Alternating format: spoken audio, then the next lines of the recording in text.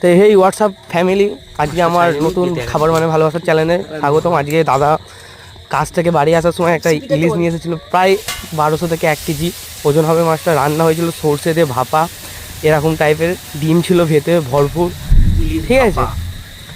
তো ভাতে চলে যাই ডাইরেক্ট। আজকের ভাতের মেনু থেকে পুঁই শাকের ছেঁচড়া, সরি কাঁটা দিয়ে মাথা দিয়ে, ডাল দিয়ে মুগ ডাল দিয়ে ভাত, আলু দিয়ে উচ্ছে দিয়ে একটা ভাজা, আর ইলিশ মাছের ভাপা। তোমরা জানি না কে কতটা ইলিশ মাছ পছন্দ করো, আমার তো ভাই আজকে দিনটা পুরো মানে মজ হয়ে গেল। মানে হাত সেই চেটে মারে যেরকম বলে, ঠিক সেরকম চেটে মারলাম, বুঝলে।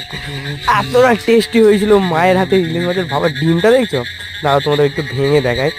যখন ভাঙলাম ভেতরটা দেখো ভাই, লেভেলের একদম। এরকম যারা পছন্দ করো তারা তো অবশ্যই লাইক করো।